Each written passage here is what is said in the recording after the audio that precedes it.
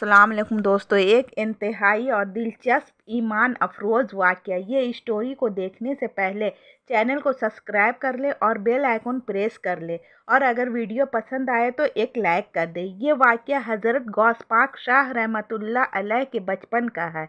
एक दफ़ा का वाक़या है कि हज़रत गौस पाक शाह के मोहल्ले में एक चमार का लड़का रहता था। ये लड़का रोज़ाना कहीं जाया करता था। एक दिन हज़रत गौस पाक शाह ने उस चमार के लड़के से पूछा कि तुम रोज़ाना कहाँ जाते हो और सारा सारा दिन क्या करते हो। उस लड़के ने जवाब दिया, मैं जहाँ भी जाता हूँ, जो भी करता हूँ, एक दिन इसके मुतालिक मालूम हो जाएगा।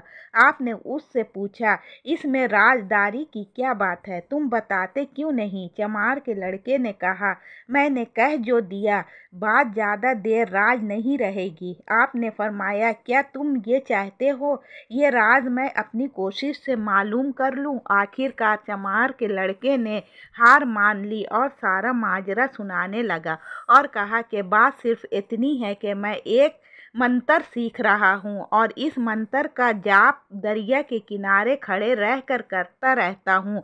हज़रत गौस पाक ने जवाब दिया, अच्छा, जिस रोज़ तुम अपना ये मंतर सीख लो तो मुझे ज़रूर बता देना, मैं भी तुम्हारे मंतर का कमाल देखूंगा।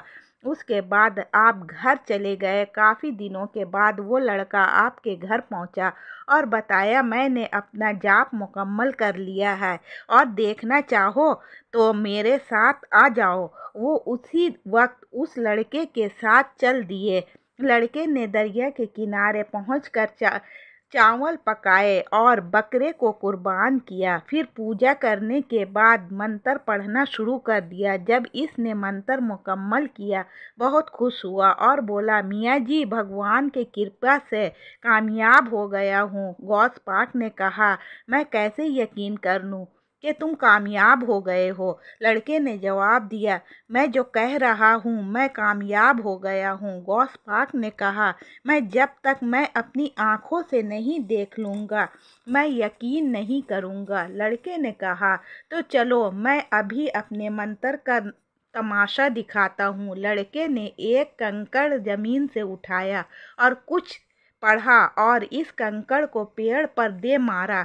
दरख्त को फौरन आग लग गई और वो देखते ही देखते राख हो गया। गौस पाक ने कहा, क्या तुम किसी आदमी को भी राख कर सकते हो? लड़के ने जवाब दिया, क्यों नहीं, मैं हर चीज़ को राख कर सकता हूँ। गौस पाक ने कहा, तुम मुझे राख कर दो तो मैं जान लूँ। लड़के ने घबरा कर कहा, अगर मैं तुम्हें जला दूँ तो मैं तुम्हारे घर वालों को क्या जवाब दूँगा। आपने सीना तान कर कहा, तुम अपना कमाल तो दिखाओ, वैसे भी मैं राख हो जाऊंगा और किसी को पता भी नहीं चलेगा। लड़के को भी इस बात पर गुस्सा आ गया और बोला, मियाँ जी, आप मुझे गुस्सा ना दिलाए, वरना आप अपनी ज़िंदगी से हाथ धो बैठेंगे। आपने जवाब दिया, तुम बेफिक्र रहो, मुझे कुछ नहीं होगा। इस पर लड़के को तैस आ गया और बोला, फिर मरने के लिए तैयार हो जाए। फिर लड़के ने कंकड़ पकड़कर अपना मंत्र पढ़ना शुरू किया। गौस पाक इस पर अपनी नज़रें जमाए थे। जब लड़के ने मंत्र मुकम्मल कर लिया तो लड़के ने कंकड़ को गौस पाक की तरफ फेंका। गौस पाक ने अपने हसार खींच लिए, जिसकी वजह से वो महफूज रहे। मगर गौस पाक ने अपने दिल में सोचा कि हसार से कैद होकर मंतर से बचे तो क्या बचे। आपने इस लड़के से कहा, तुम दोबारा मंत्र पढ़ो, मैं पहले हसार में कैद था, अब मैं आज़ाद तुम्हारे मंत्र का सामना करूँगा। लड़के ने दोबारा मंत्र पढ़ा और गौस पाक की तरफ फेंका। कंकड़ गौस